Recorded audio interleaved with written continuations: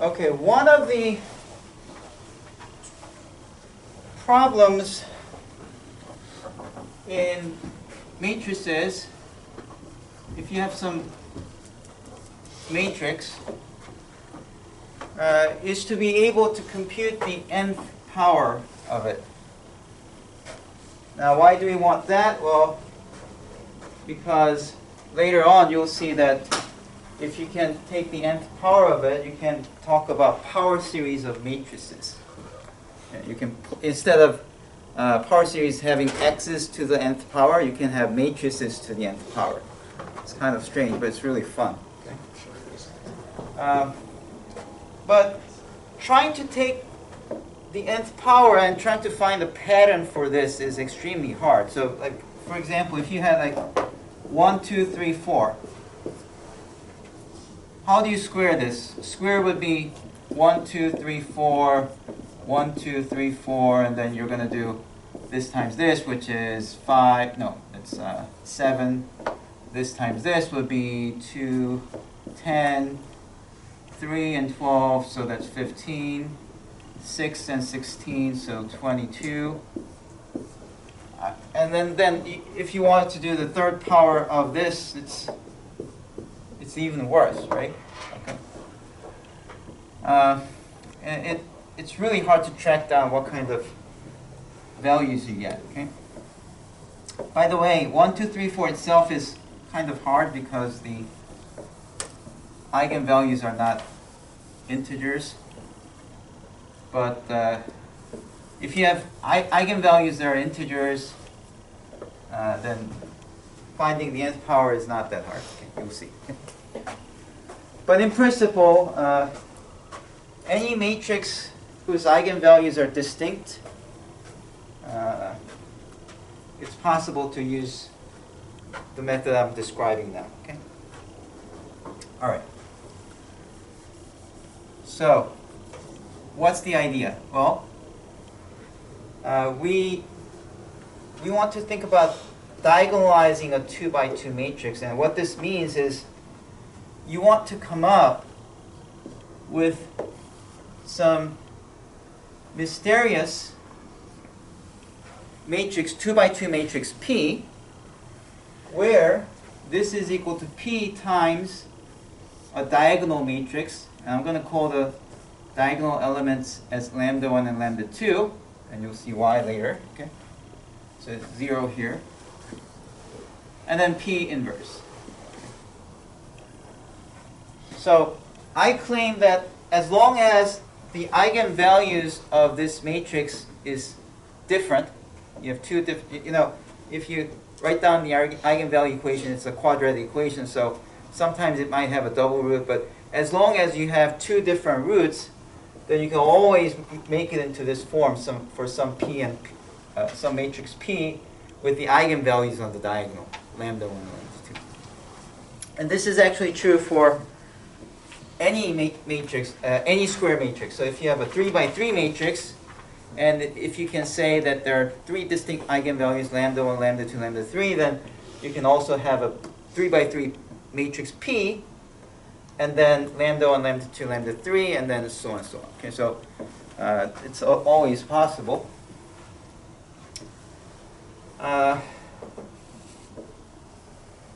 And let's see how this thing works. Okay. So theorem: if lambda 1 is different from lambda 2, a 2 by 2 matrix P satisfying above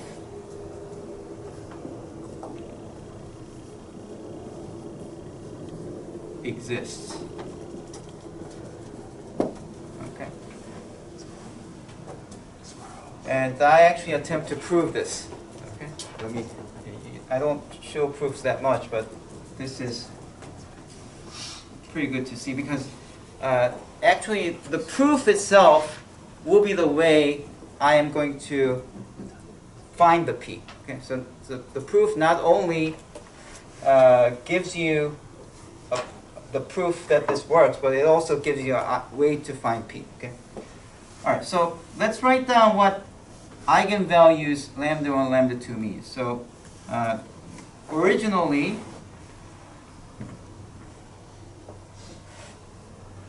saying that lambda 1 is an eigenvalue means that there's some eigenvector u1 v1.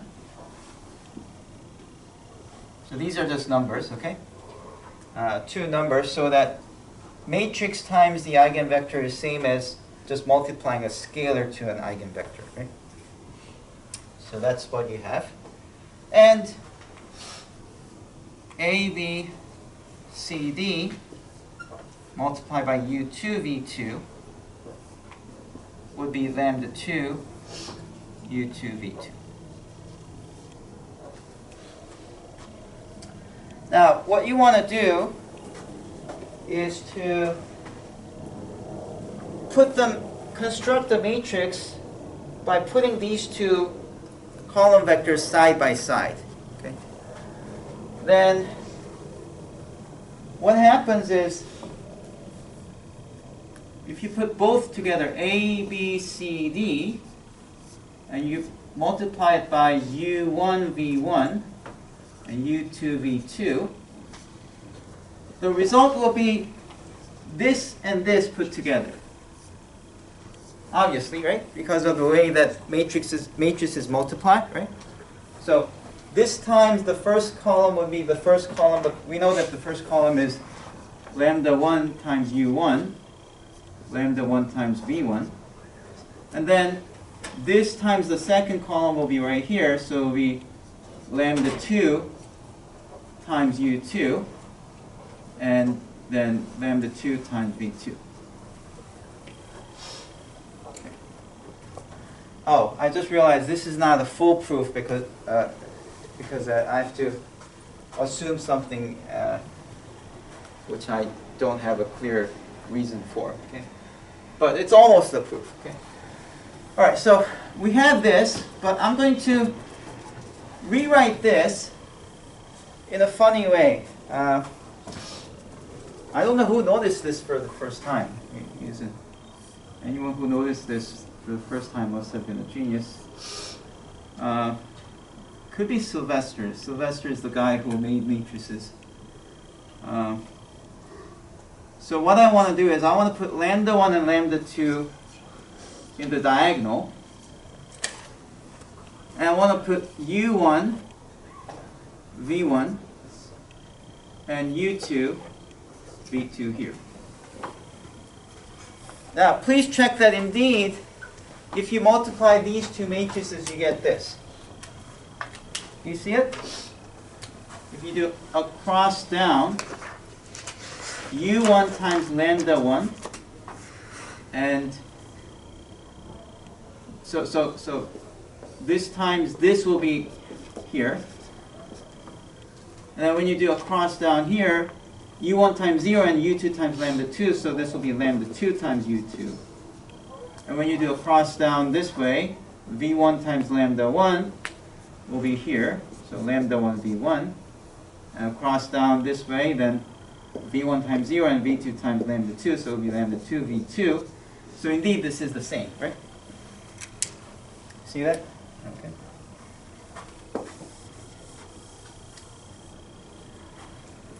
Now, the thing that I'm assuming is that, moreover, this one here will be invertible. Okay, so that's something that I haven't shown you how to prove. If you take an entire course in linear algebra, you'll see that this is indeed always invertible if your two eigenvalues are different. Okay, so if it's invertible, here's what we have. Let's just define this matrix as P. And our original matrix, let's call this as A. So here's what we have. We have A, P equals to what? Same P, right? Yeah. Times the diagonal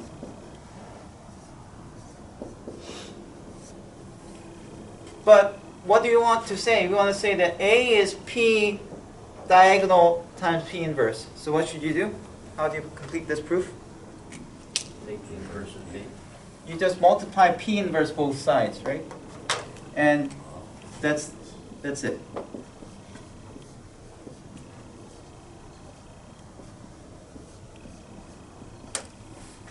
So that's it.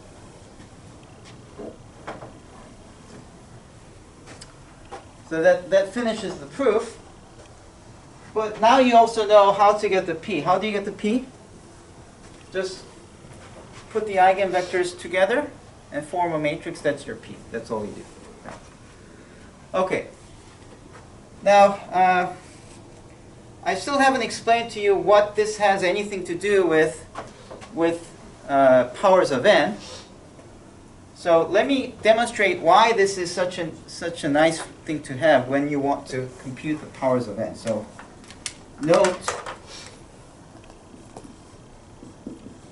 if you want a to the powers of n, what is that? That means you're multiplying p lambda 1, 0, 0, lambda 2, p inverse, n times, right? So you have this once, another p, lambda 1, 0, 0, lambda 2, p inverse, all the way up to p, lambda 1, 0, 0, lambda 2, p inverse. And do you see that if you, what would you get if you multiply these two? 1, or the identity matrix, right? So they just cancel. So this will cancel with the next one, and next one, and this one will cancel. So what you end up with is only the very first p and the last p inverse survives. And you just have to take nth power of lambda 1, 0, 0, lambda 2. But then, a diagonal matrix is very easy to compute its nth power. See, if you have, say, 1, 0, 0, 2. Let's see what squared does. What is that? 1, 0, 0, 2. 1, 0, 0, 2. Across, down, across, down, across, down, across, down. What do you get? 1, 0. First it's 1, and then this times this gives you 0. This times this gives you 0. This times this gives you 2 squared. So actually you can even write this as 1 times 1, so that's 1 squared. So you see that for diagonal matrices, taking nth power is same thing as taking nth power of each element, right? So because of this, you see that this thing will be just simply p times lambda 1 to the nth power, 0, 0, lambda 2 to the nth power, p inverse.